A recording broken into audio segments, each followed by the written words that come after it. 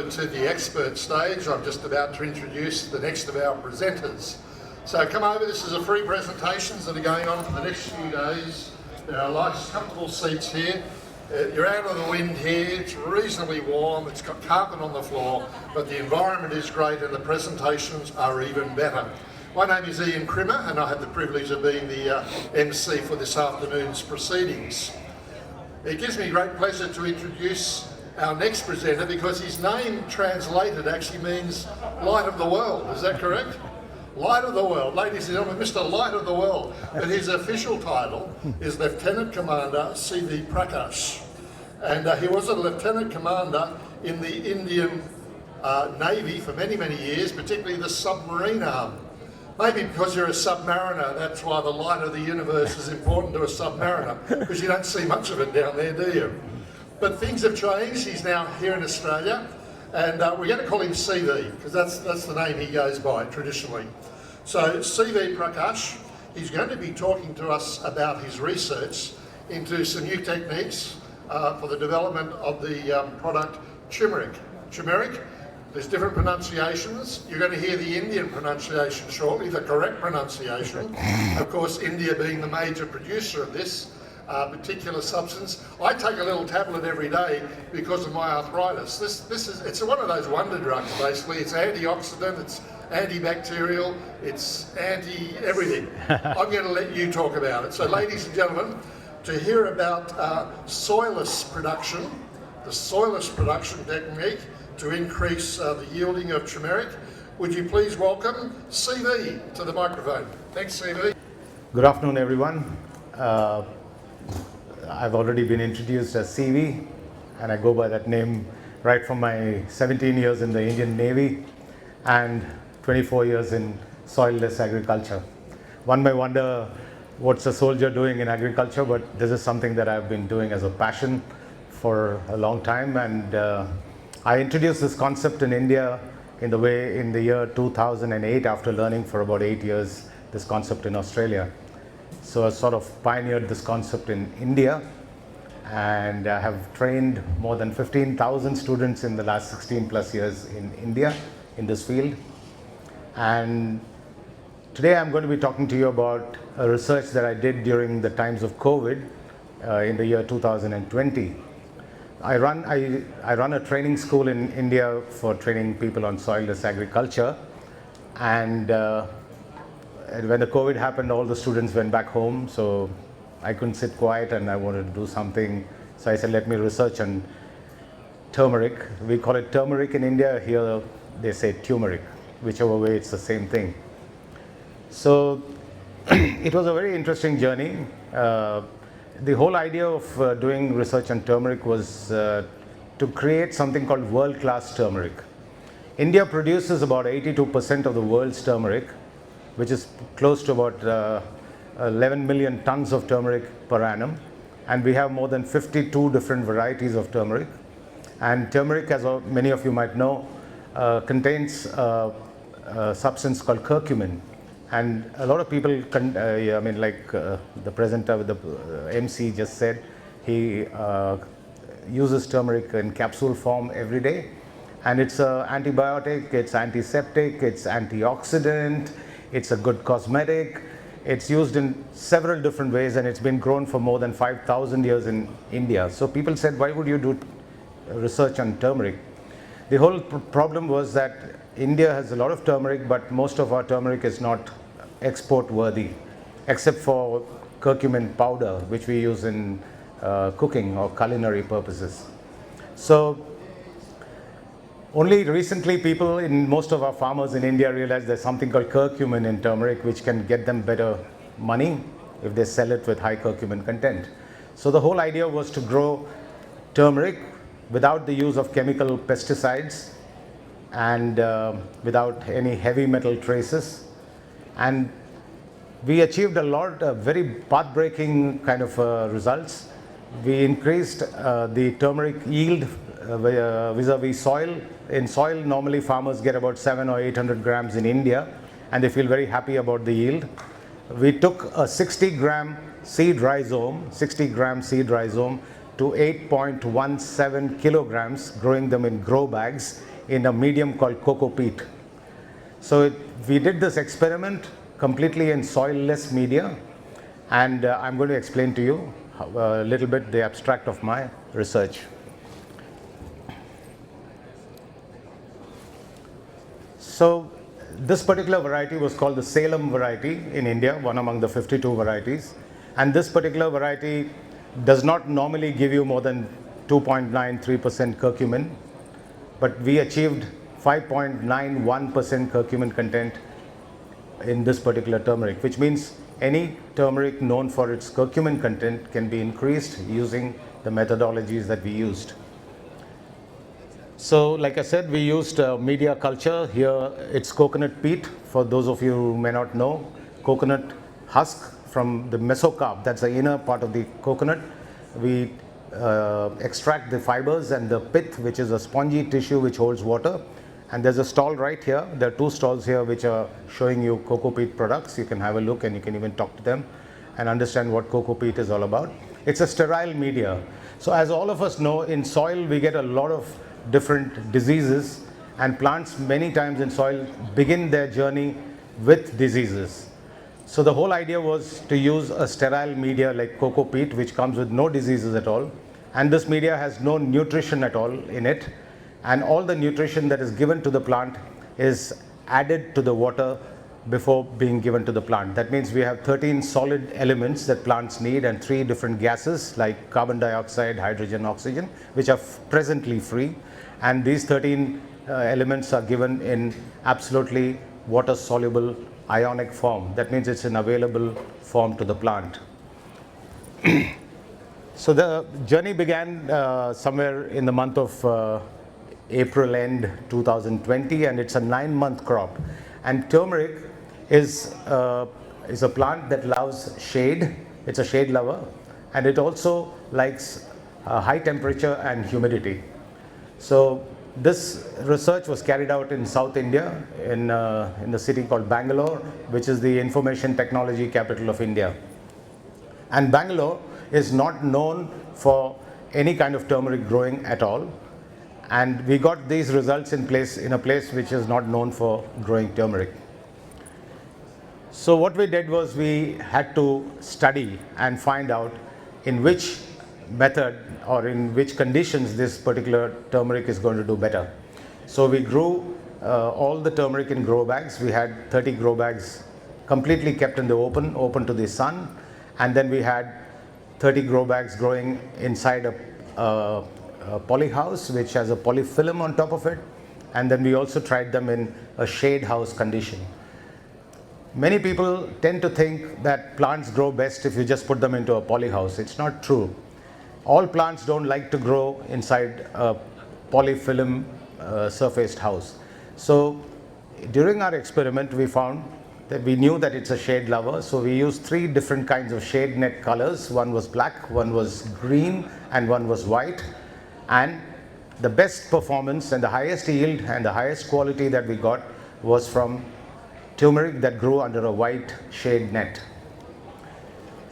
So they were numbered as T1, T2 and T3. T1 was basically in the open condition, T2 was naturally ventilated poly house, and T3 was in a shade house. And in our conditions, sunlight conditions in Bangalore, we used a 50% shade net.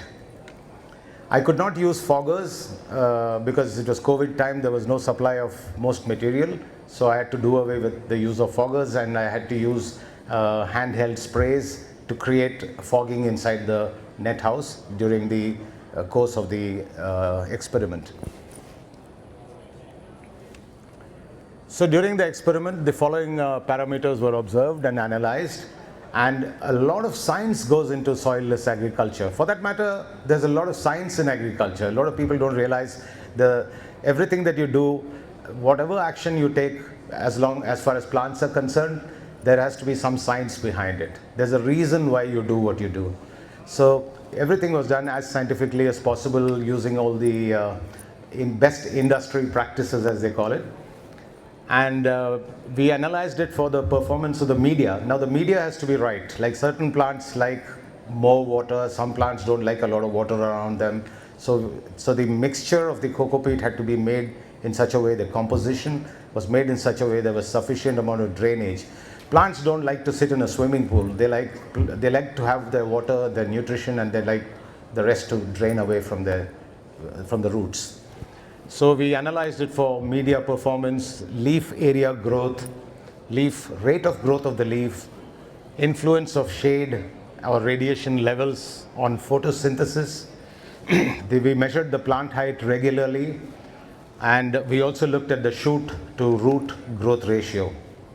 And when the rhizomes start growing, what is the rate of growth of the rhizomes? How are they doing? So every month, it's a 9-month crop. So from month 1, end of month 1, we would actually take the plant, out of the grow bag, wash off all the roots from the coco peat, have a look at the roots to see how is it performing. So the roots had to be milky white. They were, because there was no diseases. There was no foul smell, which means there was no fungal attacks.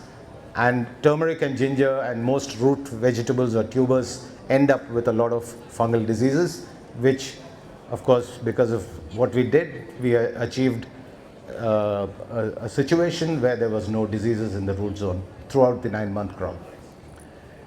So rhizosphere is root zone. Analysis was done on monthly basis, as I said, and we also would check for salt stress in the root zone. So every time you water the grow bag, whatever the drain comes out after about 45 minutes to 1 hour, we look at the drain, we collect the drain, and we check it for electrical conductivity and pH. So if you're giving a certain electrical conductivity to the plant, say 1.6 electrical conductivity or microsiemens it's measured in, and if what is coming out is more than what you gave, that means the roots are under heavy stress. So what you would do is you would flush the system completely and make sure that the salt levels are brought down.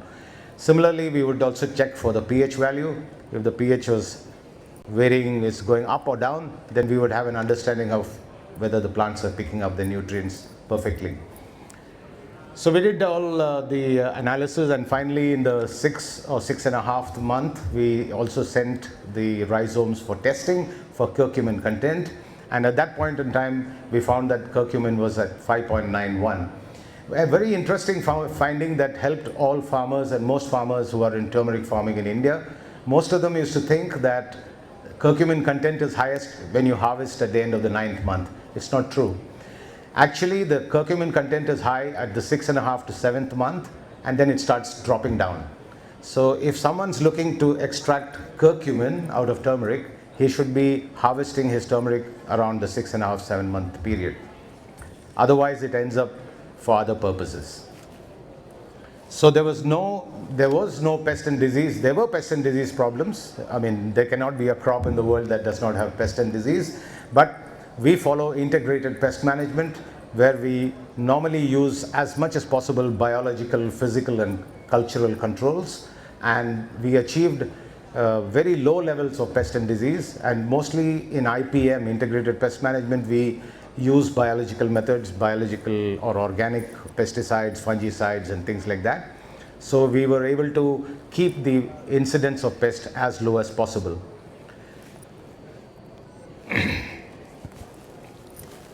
So like I said, I've already explained, turmeric is something that has been grown in India for a long time. It has got a lot of medicinal properties and things like that. So the whole idea was how to grow good quality turmeric to export to the world market. Many a times what used to go out of India used to get rejected back and come back to India because it had certain problems like pest or disease or many other things, or like heavy metal traces and things. So the whole idea of this experiment was how to create world-class turmeric that is export worthy. So the international standards being very strict, we had to help our farmers, so this experiment really came in handy. And this experiment, at the end of it, like I always say, it's not know how, it is you're going to do how and show how. So we took this entire thing at some stage after the experiment, we took it from the lab to the land and have proven this technology even on the land. So like I said, it was done, we trialed different finger rhizomes and mother rhizomes. We trialed them, and we got some excellent result at the end of 9 months. And the shade house was found to be the best structure for growing turmeric. So you don't have to spend a lot of money. You need a very simple system. And I don't believe, personally, I don't believe in Rolls-Royce farming. I'm sorry if people who are in high-tech farming. It's not about being high-tech, it should be right tech. That's what I believe, because farmers need to put the least and get the most without compromising on several factors. So like I said, 30 plants each, one in the open, 30 in the polyhouse and 30 in the shade. That was done. And 10 plants were kept for just study purposes or the control group. So leaf area was highest in the shade house. The rate of shoot growth to plant height was highest again in the shade house.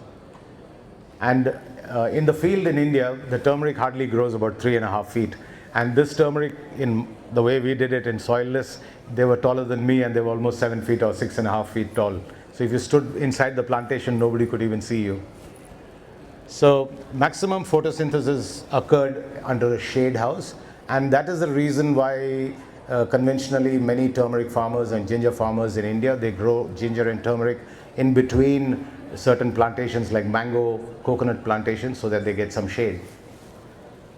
So the shoot to growth, root growth ratio was also highest in the shade house, and then followed by the polyhouse, and then in the complete open system.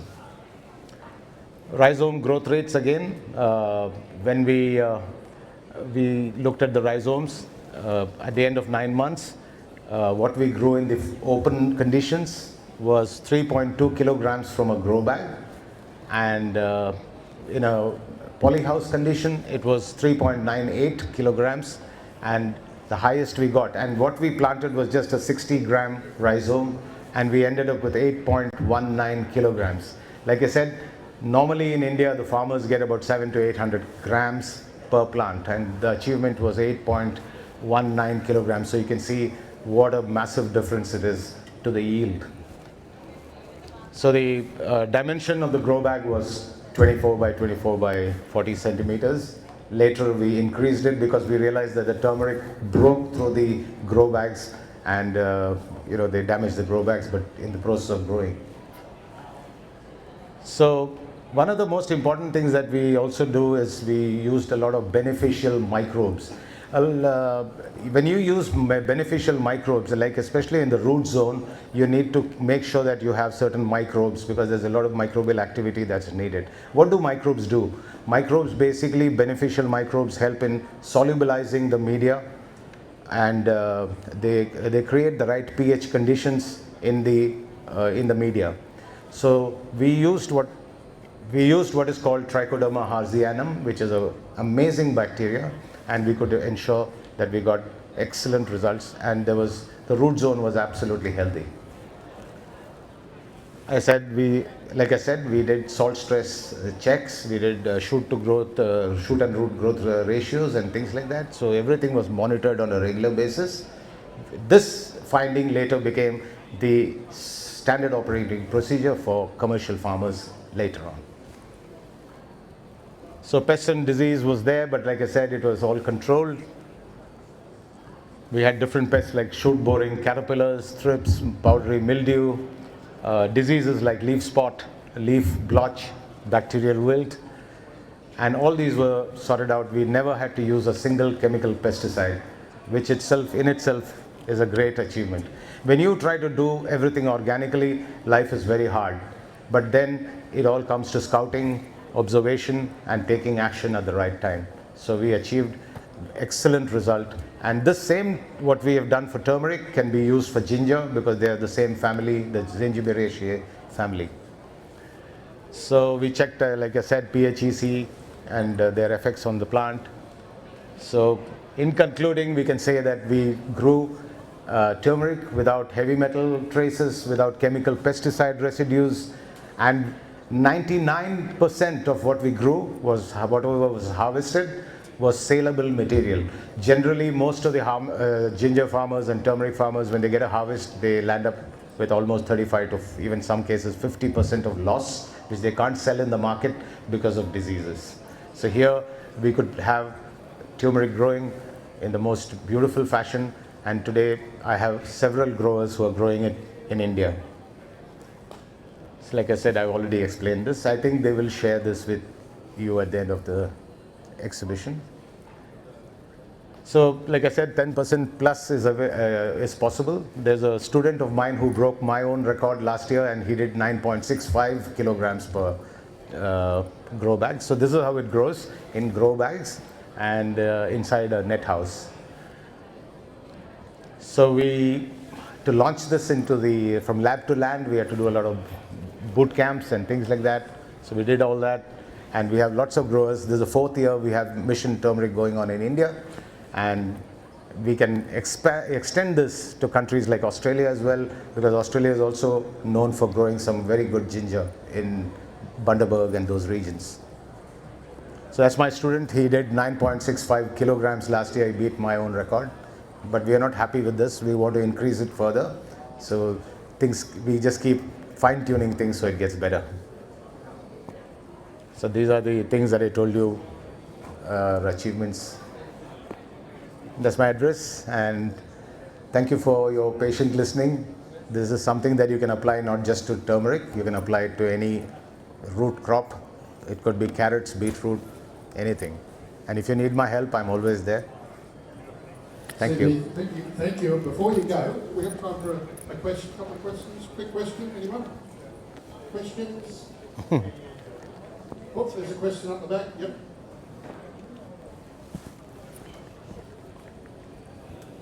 Hi, my name's Charles.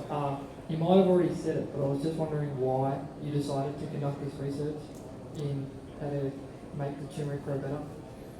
Yeah, the reason I did experiment on turmeric was because I always knew that my country had something really wonderful that they grow for so many thousands of years, but why is it that it does not get exported?